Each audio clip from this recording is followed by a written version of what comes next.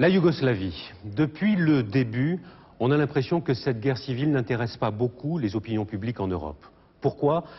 Parce que ce conflit est extrêmement difficile à comprendre, c'est sûr. Parce qu'il semble appartenir à un autre âge. Peut-être aussi parce qu'il nous renvoie à la crise des Balkans de 1914, que l'on sait comment tout cela a fini, et qu'inconsciemment, en se bouchant les yeux et les oreilles, on essaie de conjurer une histoire qui aurait tendance à bégayer. Alors sans entrer dans le détail, disons que la Yougoslavie est une fédération formée de 6 républiques et de 2 principautés, à l'intérieur desquelles cohabitaient des minorités. Depuis 3 mois, ça n'est plus le cas, et aujourd'hui, la Yougoslavie n'existe plus de façon formelle. Des hommes, des Français, sont partis se mettre au service des forces croates. Michel Honorin et Jean-François Hoffmann ont suivi l'un d'entre eux en première ligne. Il s'appelle Jean-Michel et il est de Vesoul. Bonjour. Wait a minute, I'm going to... You speak in French? Yeah. Oui, français. Impec. Mais il y a des Suisses, des Allemands, des Italiens. Oui. Accourus de toute l'Europe, des hommes combattent aux côtés des Croates. Certains légionnaires yougoslaves auraient même déserté pour venir ici. Voici un Allemand. On a rencontré un Anglais, un Espagnol, des Autrichiens. Et Jean-Michel. Vous êtes de quelle région? L'Est de la France. Ouais. Côté de Besançon, Vesoul. Non, ici, c'est vrai, il le mérite. Mais ça vous a pris comment, d'un seul coup? Ouais. J'avais déjà envie de venir, et puis... je me suis dit, on va bien voir. C'était plus pour la... Franchement, c'était plus pour l'action. C'était pas tellement forcément pour des raisons comment politiques. Puis maintenant que je suis là, que je vois comment ça se passe, c'est bon. Je sais qu'ici, ils surveillent que le village. Hein. Ils font pas d'opération. Ils s'amusent pas à aller traverser là-bas pour aller mettre le feu ou des trucs comme ça. Ils restent là, ils gardent le village, c'est tout. C'est tout. Mais c'est sûr qu'il faut les aider parce qu'ils ont que leur courage. Hein.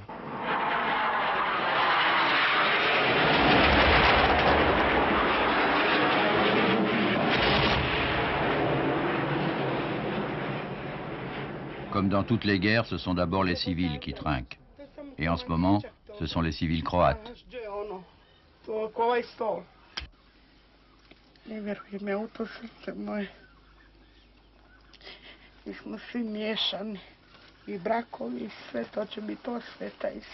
Il y a la peur, bien sûr, les nerfs qui lâchent, mais il y a surtout l'incompréhension d'être menacé par ceux qui, hier, comme elle, étaient yougoslaves.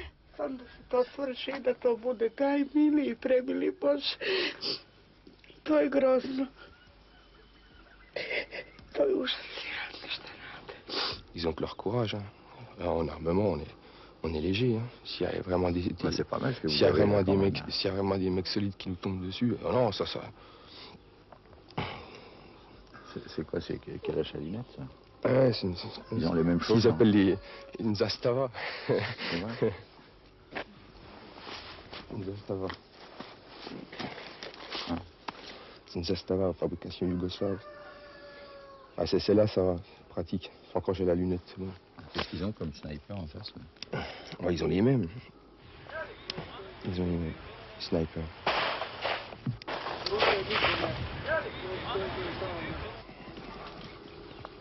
Vous avez quel âge? 25. 25. Vous étiez pas chômeur, non? Non, je travaillais aussi dans la sécurité, mais comme il y a eu la crise du Golfe, je bossais pour un prince arabe et puis il est parvenu. Alors, je me suis dit, on va bouger un peu. Ça faisait longtemps de toute façon que j'avais envie de bouger, voir comment c'était. Maintenant, c'est bon. Les Croates ont décidé de se défendre et de ne pas attaquer. Une volonté politique d'être des martyrs et non des agresseurs. Ils veulent pouvoir appeler l'Europe à leur secours.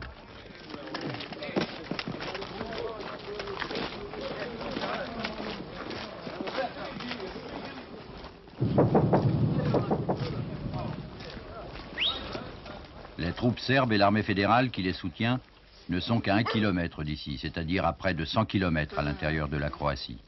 Elles ont des chars, de l'artillerie lourde, des MiG. Ce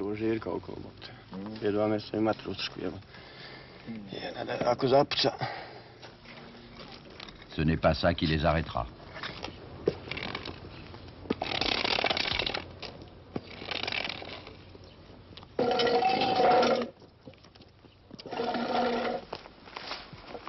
Vous avez un gilet pare-balles? Non. Hein? Non, non. Je l'ai pas trouvé.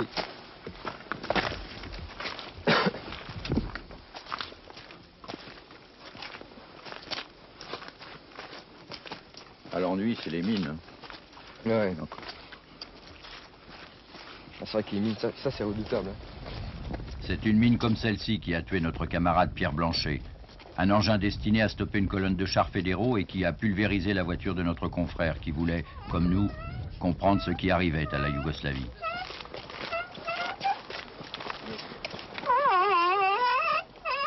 Le front n'est pas en face, il est partout. Vous avancez sur une route calme et vous mourrez, tiré comme un lapin, par derrière ou de côté. C'est ce qui a coûté la vie à ce garde croate.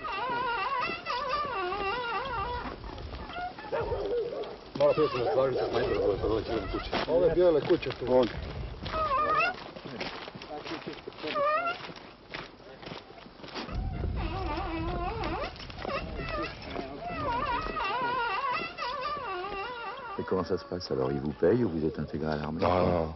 Non? Non, je fais partie, je suis payé exactement comme eux. Hein. On touche quoi? C'est de l'argent de poche, ça nous paye les cigarettes, comme ça. Je fais pas ça pour l'argent.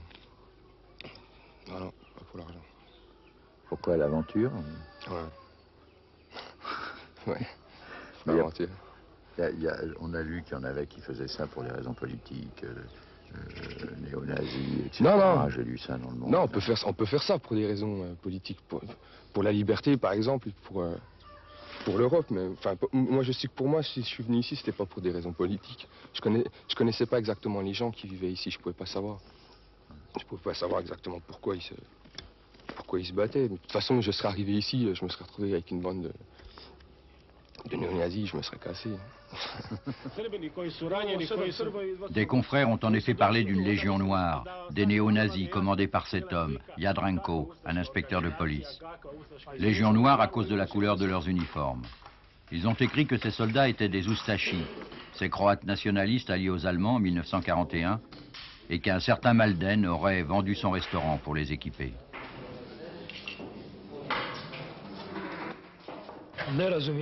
D'après Jadranko, il y a eu méprise.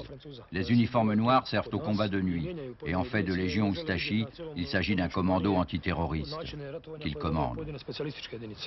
Le père de Jadranko était un résistant en 1941, affirme ce représentant du gouvernement. Et il a été assassiné par les Oustachis.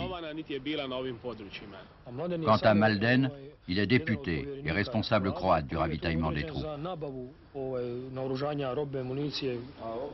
Il y aurait eu méprise de nos confrères.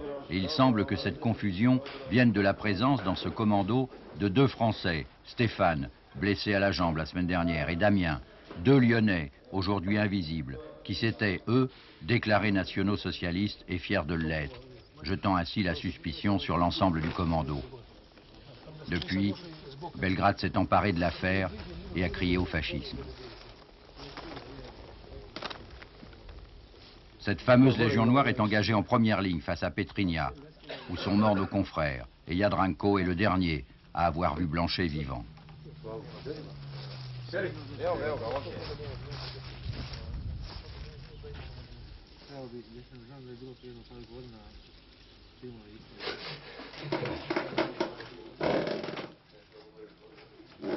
suis pas ici pour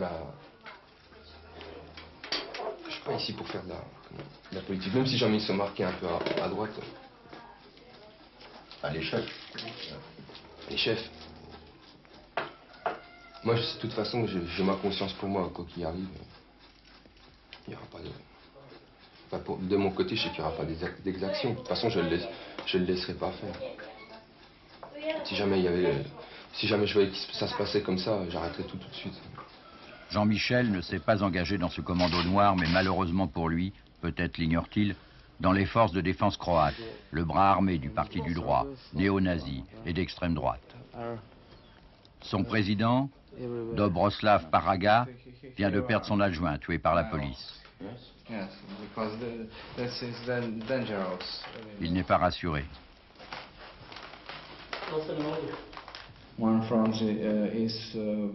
Il dit se battre sur deux fronts, contre les troupes fédérales et les Serbes, et contre le gouvernement croate.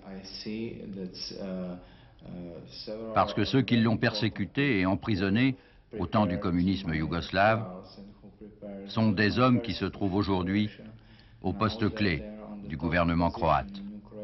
Et il n'en veut pas. Le Front National vient de lui annoncer l'envoi de l'ancien para Olindre à la tête d'un commando lepéniste de 200 Français.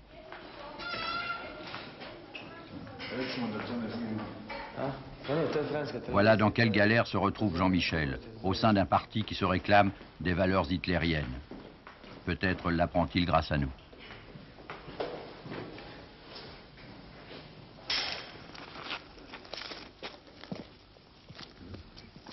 Et vous étiez plutôt à gauche ou à droite? J'ai un peu changé. Ouais, maintenant, ouais, centre. Mais il y a une majorité de Serbes dans cette région? Technique. Oui. Enfin, tous les villages, là. Hein. Tout ce qui est au bord, tout ça c'est technique, ça. C'est pas détendre, hein? Non, mais ça, là, par contre, là, ils ont la haine, là.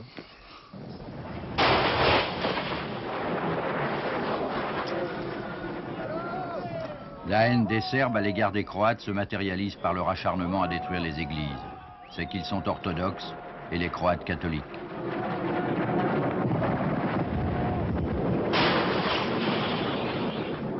Mais cette guerre n'est pas seulement une querelle de clochers. Et on se demande comment, la paix revenue, les adversaires pourront revivre côte à côte, quand certains Croates du champ de bataille vivent depuis des jours et des jours dans leurs caves. C'est le 9e jour aujourd'hui.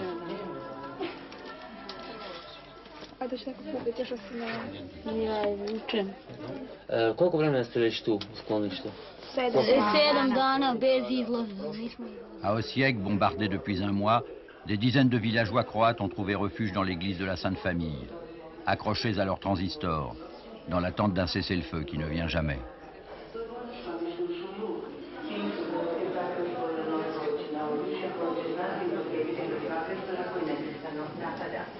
Iz jutros u 6 sati i 45 minuta počeo je novi napad na Osijek zaređenje u kojem se teroristi nalazi Crvojnija. Vatrena grada otvorena iz višicjenih raketnih bacača i drugog teškog naoružanja, a od jutra bila usmjerena na jug do Atenagonu grad. Stanovnicima tih dijelova grada savjetovano da krenu iz skloništa i da ne kreću na posao. Materijalna šteta uzrokovana napadima je velika, nego su vjerojatno pogođene postrojene.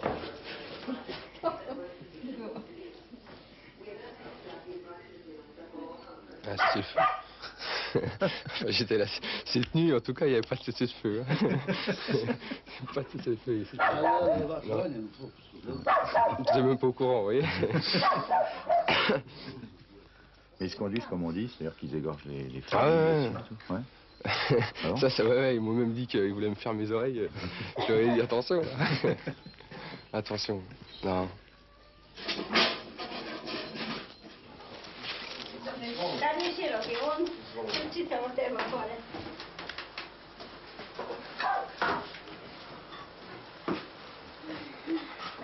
Je connaissais pas. Je suis arrivé à la gare.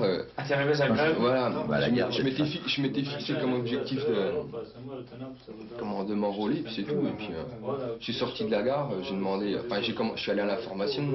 Personne ne parlait anglais. Enfin, c'était le gros bordel. Puis après, j'ai demandé où était le poste de police. Je me suis présenté au poste de police. Tout de suite. Mleka. Hoće mleka. Ici, il n'y a pas de chef. Enfin, on s'arrange entre nous.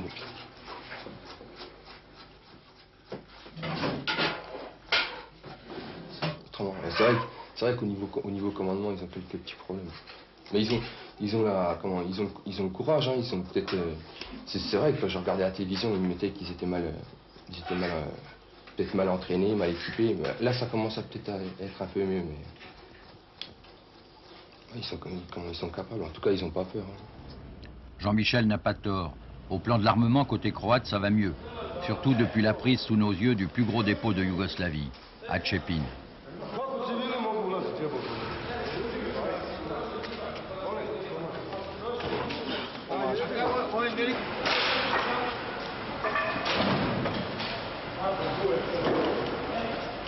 Il ne veut pas que les armes soient filmées. Non. To ne smije druga strana onda Parce que l'autre côté ne doit pas savoir quelles sont les armes qu'on a prises. Ako su za Hrvatsku, onda neka...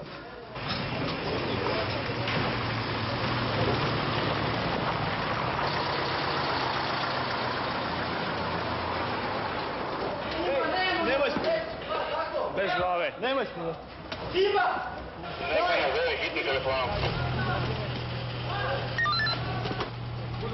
Bonjour. Bonjour.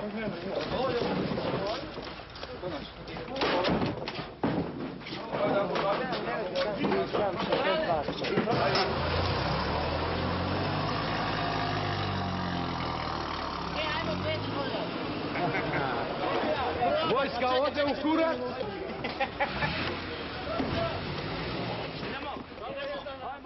De quoi armer 40 000 hommes, un pactole.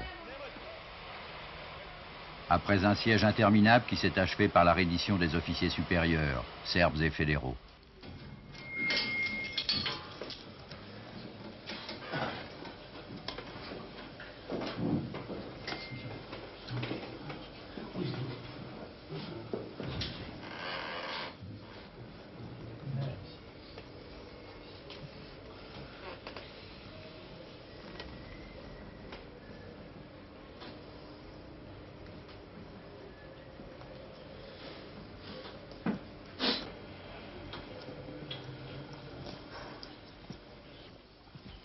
T'imagines pas hein, que ça soit calme comme ça et puis subitement, c'est ça, c'est l'enfer. Hein. c'est ce que je pense à chaque fois. Ouais. Je me dis, c'est vraiment un village pour passer vraiment des vacances, mais très très tranquille. Et comme je disais, c'est surtout la nuit hein, que ça. La nuit, ça canarde. Au crépuscule, à l'aube, jaillissement quotidien des MiG de l'armée fédérale.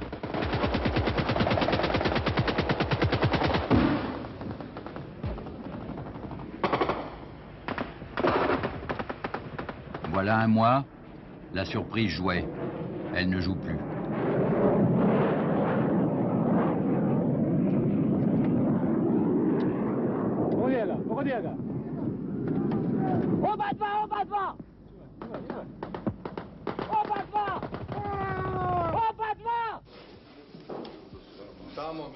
En s'éjectant de son jet, le pilote serbe s'est fracturé quelques vertèbres avant d'être capturé et la queue de son appareil livrée à la curiosité de la rue.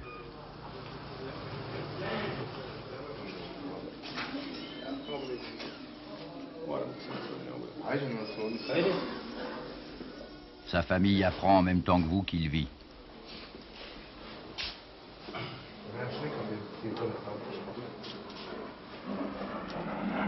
« 41 avions fédéraux auraient été abattus, mais les pauvres aéroplanes croates n'ont même pas pu décoller, incendiés au sol, en un seul passage. »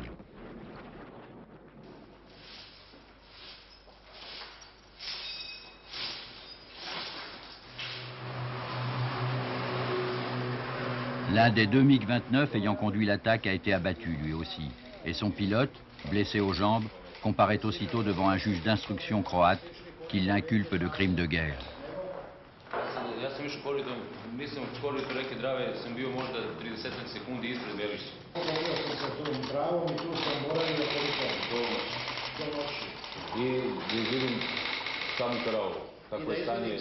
Ironie de l'histoire, il va être jugé en Croatie selon le code pénal yougoslave.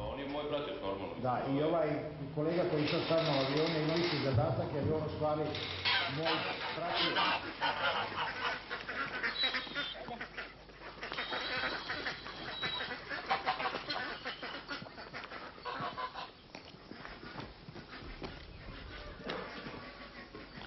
C'est à combien de mètres le village? De 300? Ouais, de 300 mètres. Pour les premières mesures. Mais là-bas, il y a un tireur, il y a un vicieux par là-bas. Je n'ai pas encore vu, c'était lui. On est allé faire une petite reconnaissance, là, voir, mais il laisse le chien.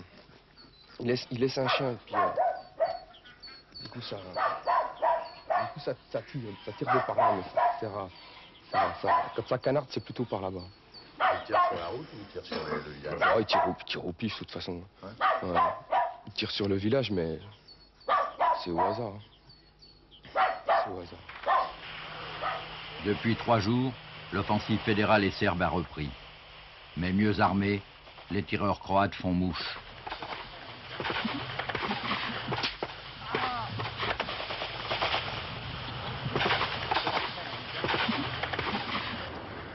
Belgrade lance des centaines de chars dans sa guerre au finish contre Zagreb.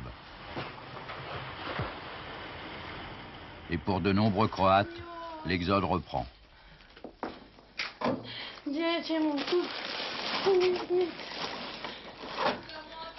Ajoj, Bože, jel te ima? Ima li dragog Boga? Ote vidite. Ma puno izbjeglica. Dajte gospodine, ne idem, ako ne budemo mogli spremiti. Il lui faut tout abandonner, bétail compris. Poljoprivredne mašine, sve.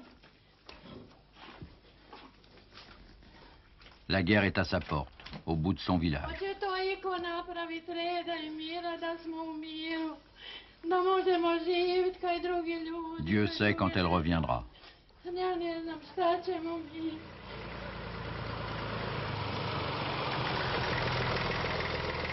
Qui sait quand ils reviendront? Place aux soldats qui veulent en découdre. Et aux familles, l'angoisse. La sale angoisse. Ovo su sve stvari koje ste mogli uzeti. Ovo stvari ima, znate kako, što smo mogli. Pa nešto ima, ali... Il y a quelques maisons détruites. Nešto ima cijelo.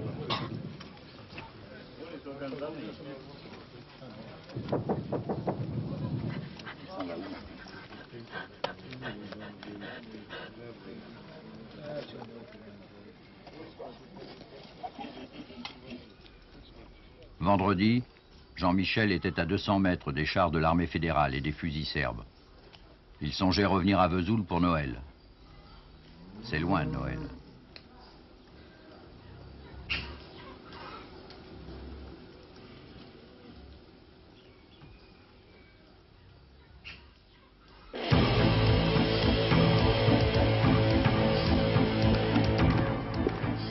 Michel Honorin, bonsoir. Bonsoir.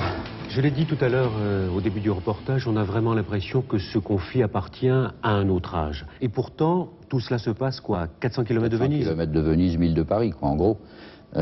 Oui, et c'est difficile d'obtenir une information dans ce genre de guerre classique, parce que il faut la dégager, la comprendre, et puis essayer de la retransmettre après. Or, tout le monde ment dans ce genre de guerre, Belgrade comme Zagreb. Pour Belgrade, il y a le passé fasciste des Oustachis. Or, tous les Croates n'étaient pas Oustachis, comme les Français n'étaient pas tous du côté de Vichy pendant la dernière guerre. Et côté Zagreb, les Serbes sont tous des pillards, des égorgeurs. Or, tous les Serbes ne sont pas des tueurs. Moi, je crois que notre grande découverte dans cette guerre, ça a été que 45 ans de communisme, il faut le faire, n'ont pas réussi à atténuer et à extirper les vieux démons, les vieilles haines. On voit ça durer dans toute l'Europe, le réveil des minorités. Ce que veulent les Croates aujourd'hui, ça n'est plus du tout l'autonomie, c'est carrément l'indépendance. Ah, tout à fait. Les Serbes, eux, veulent un débouché sur la mer et puis rectifier les frontières. Les Croates, eux, veulent maintenant l'indépendance. D'ailleurs, voilà le générique du journal de 20 h que les Croates peuvent voir tous les soirs.